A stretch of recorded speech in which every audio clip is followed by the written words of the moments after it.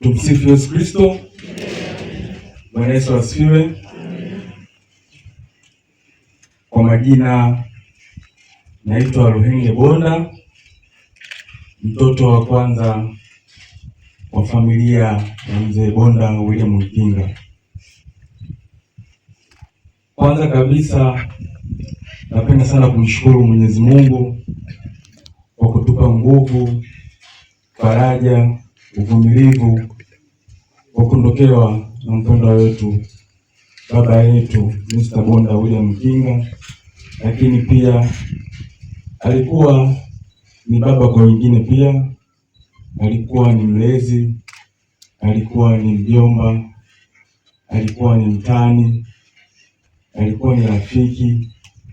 Ndio maana nadhani wingi huu wote unaonyesha jinsi gani ambavyo maisha ya mzee Bonda yalikuwa yakimpendeza Mwenyezi Mungu. Bwana Yesu asifiwe.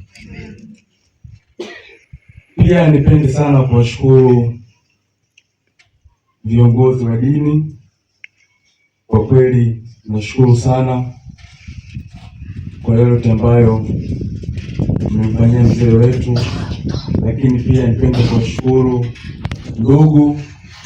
Kwa kweli mmekuwa pamoja naye hata katika kipindi chake baada ya kupoteza uhai yake tarehe 15 mwezi wa 6 2026. Kuna baadhi ya wakilishi wa ndugu walikuja kuungana pamoja nasi. Kwa kweli mpaka kufika siku ya leo, Mungu awabariki sana. Lakini pia nipende kuwashukuru majirani, marafiki zake ambao mmekuwa naye, mmekuwa mkicheka pamoja, mmekuwa mkifurahi pamoja. Kwa kweli Mungu awabariki sana, kutoka Dodoma, Dar es Salaam mpaka hapa Shinyanga na maeneo mbalimbali. Lakini pia nipende kuwashukuru ofisi yake Wizara ya Kilimo. Kwa kweli mmekuwa faraja kwetu tangia siku ambayo mzee wetu ameondoka, mmetusapoti kwa hali na mali. Kwa kweli Mungu awabariki sana, na tunaombea, naamini tutakuwa pamoja. Lakini pia nipende kuwashukuru madaktari, wauguzi ambao walikuwa na baba yetu mpaka siku ambapo anatuondoka. Kwa kweli walijitahidi sana, lakini Mwenyezi Mungu alipenda zaidi. Kwa hiyo nashukuru sana madaktari, hospitali zote. Kwa kweli mzee wetu alikuwa kwetu sisi, alikuwa ni baba bora duniani. Nitaambia kwa nini.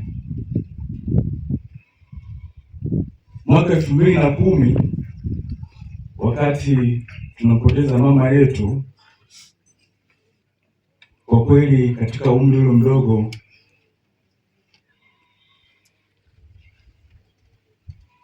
kwa kweli ilikuwa sitofahamu, lakini baba yetu alisimama imara sana,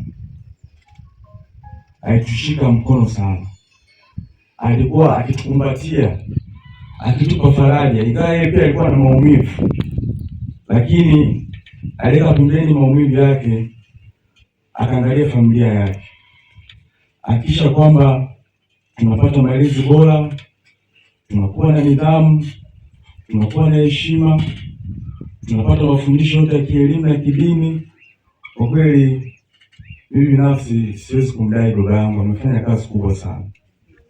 Nakumbuka baada ya mama kufariki, tulikuwa mezani, alikuwa amevaa t-shirt ya blue, tulikuwa mimi na mdogo wangu wa wino. Akatuambia, wanangu, najua mmempoteza mama yenu, lakini msitetereke, msiogope, kweni mashujaa. Akatuambia kwamba hapa duniani kuna mambo mengi sana. Mshukuruni Mungu, hata nyinyi mna baba, mna ndugu ambao wanawapenda, mna marafiki. Kuna watu wanapitia zaidi yenu nyinyi ambao mnapitia. Kwa hiyo sitaki kuona mtu yote ananyong'onyea, anakuwa mdhaifu, akilalamika. lakini baada ya 2013 aliungana na mama yangu, pamoja walishirikiana sana kwa kweli kutulea sisi kama familia, na kwa kweli mama yangu sikudai, umefanya kazi kubwa sana. Aliungana na mzee Bonda kutulea kama familia, kwa familia pamoja, kuwa na upendo, kuwa na heshima. Hiyo ndio misingi ambayo alituachia mzee Bonda.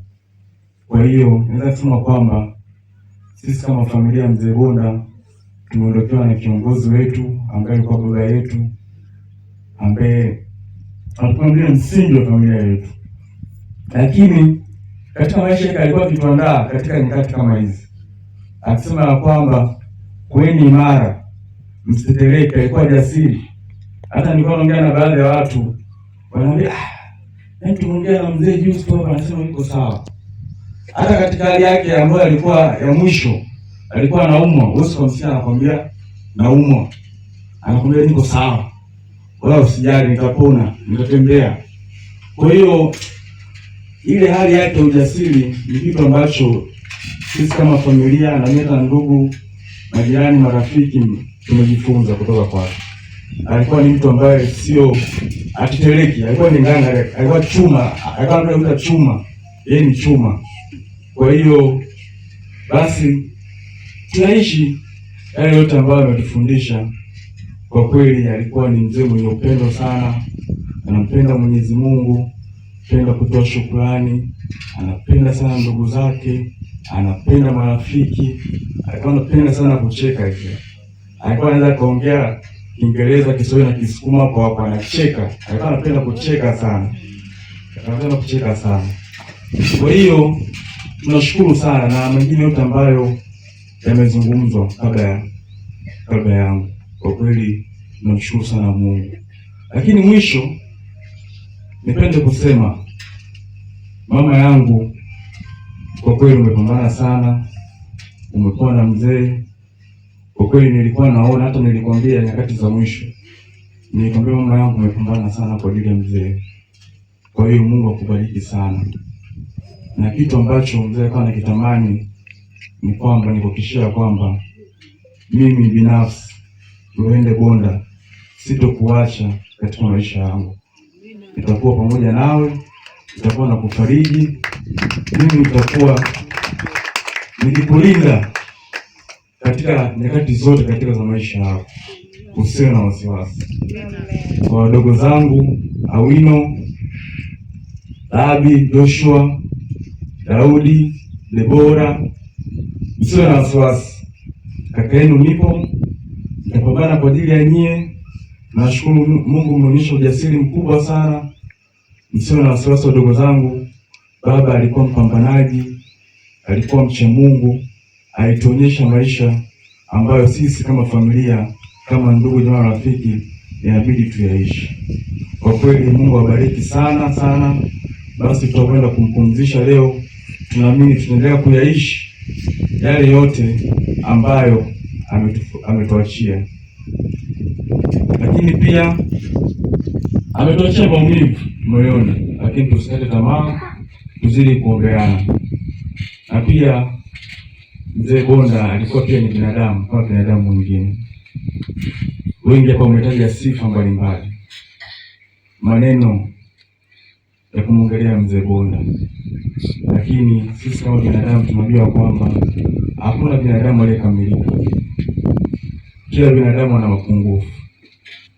Ila kuna namna kulitokea mkoruzano na mzee Bonda ya maneno, ya fikra, mabishano ambayo ilipekea kwa hali sio nzuri katika mahusiano yenu kama baba, mjomba, rafiki, mfanyakazi.